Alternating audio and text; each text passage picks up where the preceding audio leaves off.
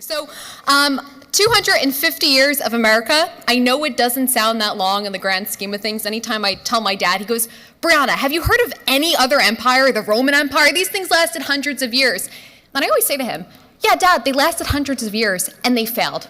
And every empire will fail because they are not built like America. America is the only country and the only empire, it is an empire, that is built on self-governance, right? So the question, I think, when we hit a milestone like this isn't just who were the people that brought us to this milestone. And they were important, don't get me wrong. But the real question is, why does America exist at all? Right? What would happen tomorrow if we lost America? And I think to answer that question, we look to the Declaration of Independence. Does anybody know why the Declaration of Independence was so special? Okay, I'll give you a hint. It didn't say anything unique. It wasn't anything that hadn't been necessarily thought of. It wasn't a new philosophical idea. It wasn't something only the John Locke's and Hobbes of the world can understand.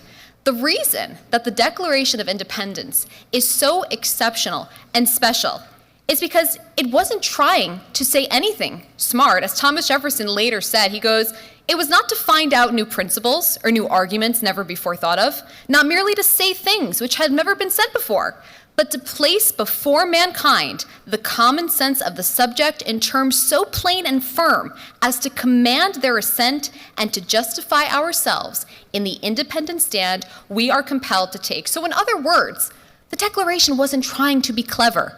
It was trying to be clear.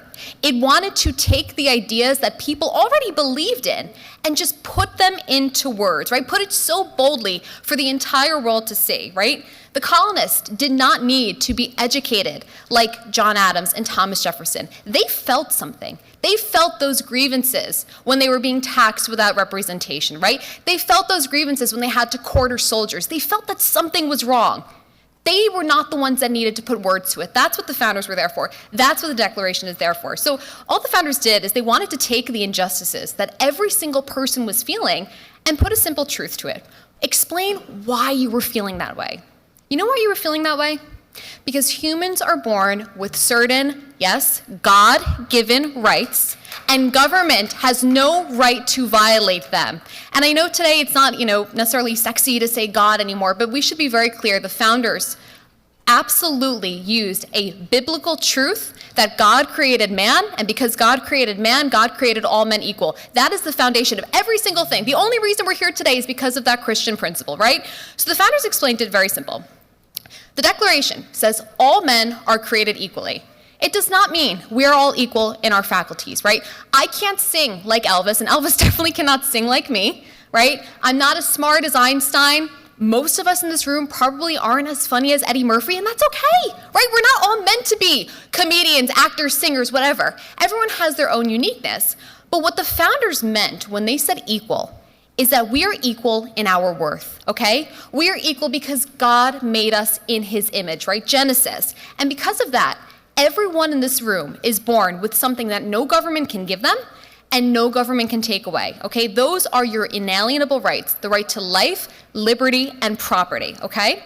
But if all men are created equal, as the founders understood it, what does that mean in 1776 for the monarchy? Because according to the king, he was born with the right to rule. He came from this very special family. He has a right to rule over you. If that's the case, then he doesn't believe all men are created equal. He believes he was born better than the colonists, right? So the founders had to choose. Either you believe in natural rights and all people are created equally, or you believe in the monarchy. Obviously, we know what they chose. They did not want to believe in a monarchy. They chose natural rights. 56 men, I'm actually related to 2 Declaration of Independence signers, by the way. 56 men put their lives, their sacred honor, and their fortune on the line because they so deeply believed in the conviction that all men are created equally. Now, to be very clear, because I think a lot of leftists today, when they're trying to rebel against the government because they don't want the laws enforced, they'll be like, well, we were born out of anarchy. We were born out of anarchy or rebellion because you have a right to rebel against an unjust government.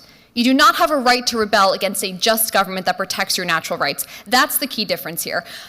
So what makes a government just? Well, as the founders believed it, when you live in a society, you agree to live in that society, right? You guys can all leave this country, get rid of your citizenship, and then you don't live in our society. You have a right to move around as an American and leave or go places, right?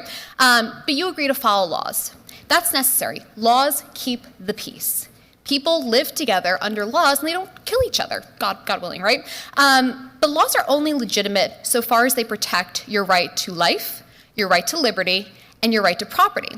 So for example, when a New York City mayor says to seize luxury condos, that's an unjust government, right? Because John Locke told us you have a right to property, a right to the fruits of your labor. Your condo is the fruits of your labor. You bought that with the fruits of your labor, right? So when a government starts doing those things, taking property without consent, taxing the colonists without proper representation, it's broken a very fundamental agreement between a government and its people. And so at that point, people are no longer morally bound to obey. And that's what the founders said. They said, look, we have tried every single thing, and these people wanted reconciliation. Ben Franklin, that man would have loved to see reconciliation. Thank God he didn't get to see that. But they tried everything. And at one point they said, you know what? We're done. We're not going to keep begging the crown to be treated as we are independent individuals, that God made us in his image. And so they rebelled, right? They rebelled against the crown.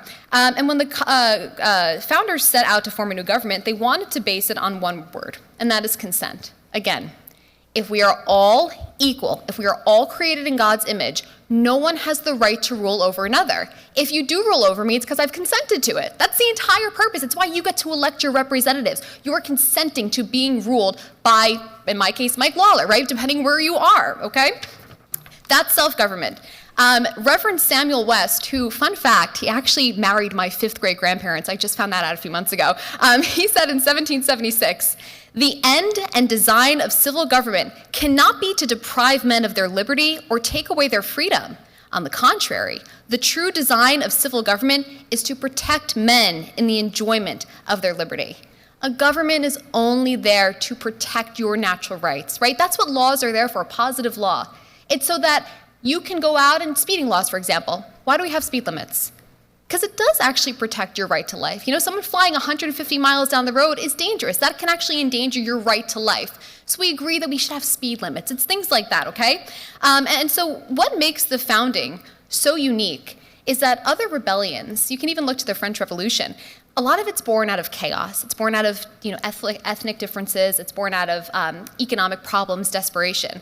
Ours was very different. Ours was born out of the founders taking a biblical truth, recognizing it for the first time in mankind. George Washington later said that too, and saying, you know what? This is justification to rebel against an unjust government. That's how America was founded, right? And the founders did what no other people could do.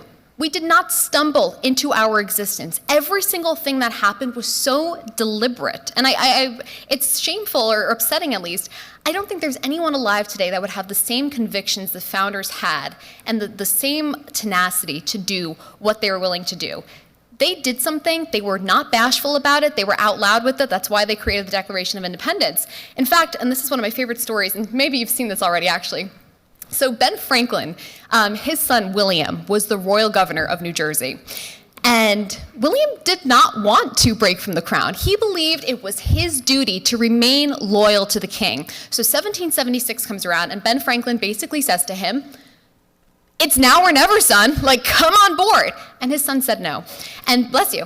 And Ben Franklin decided to cut his son off because to him, losing his son was a better bet than losing his chance at freedom and true liberty. And so when mid-1776 rolls around, William gets arrested by colonists. Ben Franklin does nothing. He lets his son sit in jail. When William's wife is on her deathbed, he writes a plea to Congress. He says, I gotta go see my wife. George Washington even said, yeah, maybe we should let this guy go see his wife. Ben Franklin said nothing. He did nothing to help his son, and his son missed his wife's death, right? Because Ben Franklin, blood was not important, right? He was not going to miss this once-in-a-lifetime opportunity to leave an inheritance to people who would be a little bit more deserving. And they ended up getting together years later at the end of the war, and Benjamin Franklin writes a letter to him, and he says, you've pained me so deeply by basically being a traitor to your own father, but I still love you, and he signed it, your affectionate father. And they meet, I think, in London after that. And Ben Franklin asks his son to apologize for siding against his father, for siding against the family. Anybody who watches The Godfather, you never side against the family. And William refuses. And Ben Franklin never spoke to his son again. That's how momentous this moment was, that people were willing to get rid of their family. And it wasn't just the founders, right, that we all talk about, the 56 signers. It was average men. I think you guys might have seen this video. Henry Knox. I know we think, okay, Fort Knox. Do you know Henry Knox was a bookseller? He was a bookseller in Boston, a 26-year-old bookseller in Boston, and he did what no one else was willing to do. George Washington wanted to go and take Boston because the colonists controlled everything outside of it, but they couldn't get Boston. And he said, God, I need artillery. And Henry Knox, again, a bookseller, goes, I have an idea. I'm going to go up to Fort Ticonderoga, and I'm going to get 120,000 pounds of artillery 300 miles south. Let's take Boston. And George Washington went, okay, yeah, surely this guy's going to do it, okay. Sends him up on his way, and he freaking did it. Last week was the 1776 anniversary of that. He used oxen and horses. They dropped a cannon in the Hudson River, and these patriots were so convinced and had such strong convictions, they dragged the cannon out after like 18 hours trying to pull it. So it's not just the founders, it's everyday people. And this is my favorite story. If anybody from Westchester here? Great, okay. So Terrytown, if you haven't been, there's a little park, and it's where the capture of Major John Andre happened. And for those of you who may not be too familiar, Benedict Arnold, at one point in time, was on track to be an American hero. I mean, this guy was by Washington's side. He was injured in the war. He was fighting. And then he started getting a little pissed. He was getting passed over for a lot of promotions. I think he might have left his wife. He was spending a lot of money. And he said, you know what, screw this. I'm going to the Crown. I think they have a better chance of winning. And he decided, because he was in control of West Point at the time, which was under colonist control, and the Hudson River was extremely important to the cause, he said, I'm going to give it to the British. So he meets with Major John Andre, a British general. They come up with this whole plan, and Benedict Arnold said, all right, here's your papers, put it in your boots. And Major John Andre puts it in his boots. He's heading down. He's 20 miles from New York City. This would literally end the war. George Washington said that would have ended the war. And 3 random patriots who were in a local militia, they decided that night they were going to go out and patrol, because what else would you be doing, right? And they're sitting under a tulip tree right in Terrytown on Route 9 now, and they notice this guy coming down on the horse. And so they say, like, hey, what's going on here?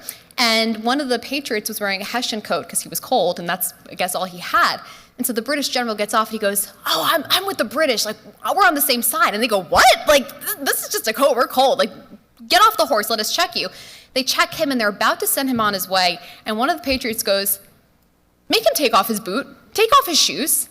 He took his shoes off, all the papers fell out. They captured Major John Andre. They found out that the West Point was about to be given over to the British. Obviously, Benedict Arnold became a traitor. Major John Andre was hung over in Rockland. You can go visit that site. But the point is, it wasn't just, again, Ben Franklin, John Adams, Henry Knox. It was 3 men, 3 local men who just decided to go out and patrol for the night, because to them, risking their lives was worth it if they could give the inheritance of America to the next generation. So, I come back to 250 now, and in 2026, none of these men were trying to just build a government.